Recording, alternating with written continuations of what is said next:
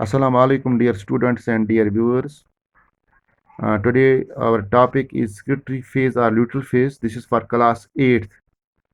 For last so many days, in fact, for the last week or so, we have given, in fact, we have been giving enough time. We have been giving rather ample time to understand the menstrual cycle and rightly so, because when we talk about the menstrual cycle, we need to bear in mind that we are talking about the menstruation in the context of endometrium. So this breaking and making of endometrium under the influence of hormones like progesterone, estrogen, it forms the very basis of menstrual cycle and menstrual phases as well. So far we have talked about the first two phases of menstrual cycle, that is menstrual phase and proliferative phase. And today we will try to know about the third phase, which is called as secretory phase or luteal phase.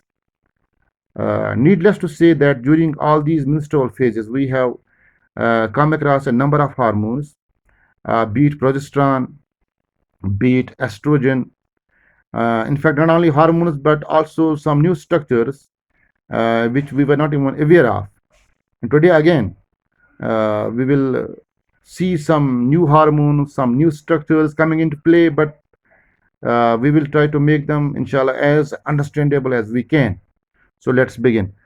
So the topic is here the secretory phase or the luteal phase. This is the third phase of the menstrual cycle and it marks the end of the menstrual cycle. Okay.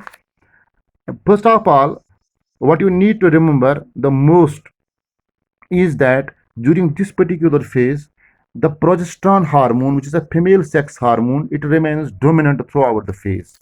Progesterone remains quite dominant throughout this phase. And this progesterone hormone, which is a female sex hormone, and I have told you about this particular hormone in the previous lecture. I am sure you remember it all.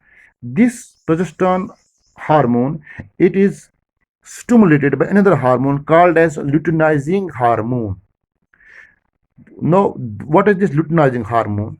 This luteinizing hormone is a hormone that is secreted by the anterior pituitary gland. There are special cells in the anterior pituitary gland which we call as gonadotropic cells. Actually, the pituitary gland has two lobes. One is anterior lobe. Anterior means towards the front, and the posterior means towards the back. So the interior lobe of the pituitary gland is made up of gonadotropic cells, and these gonadotropic cells release or they are responsible for releasing the luteinizing hormone. This luteinizing hormone stimulates the production or the secretion of progesterone. Secretion or production of this progesterone. And why? Because the progesterone has to prepare the endometrium for the possible fertilized ovum implantation. So this dominant hormone during this phase is simply for a reason. Now, first of all, let me tell you, this progesterone hormone is released by corpus luteum. Another structure here, corpus luteum. What is this corpus luteum? This corpus luteum is actually, it is a mass of cells. It is a mass of cells, okay, formed in the ovary, formed in the ovary, and it is responsible for the production of progesterone during early pregnancy. That means during early pregnancy, progesterone is secreted in higher amounts by the corpus luteum. Now, what is this? Where has this corpus luteum come from? Actually, when a follicle releases the egg, when a follicle releases the follicle then seals itself up and it assumes the form as what we call as corpus luteum. So corpus luteum is actually, if I can put it into in simple words, I would say this is the modified form of the follicle, because when follicle releases the egg, the follicle itself assumes the form of corpus luteum, and this corpus luteum is responsible for producing progesterone in higher amounts during early pregnancy. Okay. Then here we came across another thing, another new term, new structure, pituitary gland. As far as the pituitary gland is concerned, this gland, it is a small pea-sized gland, and it has two lobes. I told you it has a interior lobe, it has a posterior lobe, and this particular gland is called as the master gland of our body because it controls several other hormone glands, including testes, including ovaries, including thyroid, including adrenal glands. Owing to this, this pituitary gland is called as the master gland of our body. Okay, so in a way, it has rather assumed the it has assumed a sort of that mastery mastery sort of characteristic. That's why it's called as the master gland of our body. And as far as this progesterone is concerned, progesterone hormone is concerned, it has a crucial role as far as the maintenance of pregnancy is concerned. As far as the maintenance of pregnancy is concerned, after ovulation, after the egg has been released, this progesterone helps us in the thickening of the endometrium. Okay, one. Number two is the luteinizing hormone that I told you earlier, that I will tell you about this. This luteinizing hormone, as you know, is secreted by it is produced by the interior pituitary gland by special type of cells called gonadotropic cells in females. What is the function, a main function of this luteinizing hormone? It triggers the ovulation. One, it triggers or it accelerates the ovulation. And number two, what does it do? It also help us in the development of corpus luteum. Corpus luteum, I told you earlier that this has a very important role as far as the early pregnancy is concerned, because during early pregnancy progesterone is produced in higher amounts by the same corpus luteum. So this luteinizing hormone, it not only triggers the ovulation, but it also help us in the development of corpus luteum, which in turn is responsible for producing the what we call as progesterone. Okay. And as far as the males is concerned, males are concerned, this luteinizing hormone plays a very important role in the production of male hormone, male sex hormone, that is called as testosterone. Testosterone. I will tell you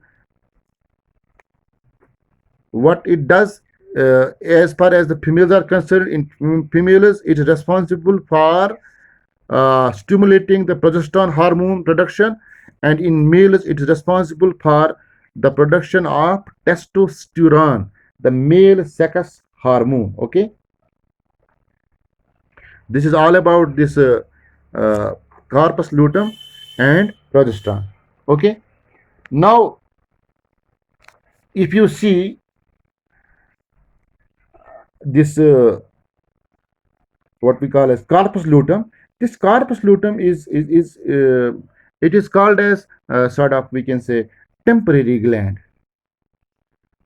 For example, if if egg is not fertilized, if egg is unfertilized, or if egg remains unfertilized, in that case, what would be happening to this corpus luteum? This corpus luteum is called as what we call as the temporary gland, because it degenerates into scar tissue if the egg is not fertilized. So corpus luteum, it degenerates or it vanishes, okay, or it ends if the egg is not fertilized. Then if egg is fertilized, pregnancy has taken place, then the corpus luteum remains active there to continue the secretion of progesterone. But in case the egg is unfertilized or the egg is not fertilized, this gland has to go. And with the passage of time, what happens? This corpus luteum degenerates, and when it degenerates, the production of progesterone also declines. And what happens? If the egg is not fertilized, approximately in 10 days, this corpus luteum, its size starts decreasing, and it almost, and it degenerates totally. Okay. Now, after the pregnancy has been maintained, this corpus luteum, once the pregnancy has maintained, okay, the implantation has taken place. This corpus luteum, it was primarily in the during early pregnancy, it was responsible for the production of progesterone. Now, after the pregnancy has been maintained, the production of progesterone, it is being taken over by placenta. It is being taken over by placenta. Placenta is an organ that develops in the uterus during pregnancy. And what is the function of placenta? It provides oxygen, it provides nutrients to the growing baby, and it also removes the waste products from the baby's blood. In case egg is fertilized, in case egg is fertilized, there is one more what we call as hormone, that is called as HCG, human chorionic gonadotropic hormone. Human chorionic gonadotropin. Human chorionic gonadotropin. This signals the corpus luteum. It sends signal to the corpus luteum to continue the progesterone production, to continue the secretion of progesterone. Okay. Why? For what? To maintain the thickness of the endometrium, which is very, very important for the implantation. Around 10 weeks of pregnancy, this corpus luteum starts degenerating in size. And I will tell you, this HCG, which might be a new thing for you, it is called a human chorionic gonadotropin. It is produced by the cells, those cells that surround the growing embryo, okay, a growing baby. And these cells eventually form the what we call as placenta. So we can say this HCG, it is produced by the placenta. It is produced by the placenta after implantation. That's why whenever a female is supposed to do a pregnancy test, there's a pregnancy kit called as HCG kit. Okay, this is called as human chorionic gonadotropin. This hormone is quite high in the early pregnancy. Therefore, this is the most authentic test to rule out the pregnancy. Okay. So this is all about this luteal phase. Inshallah, in next lecture, we will take some other topic. Thank you very much.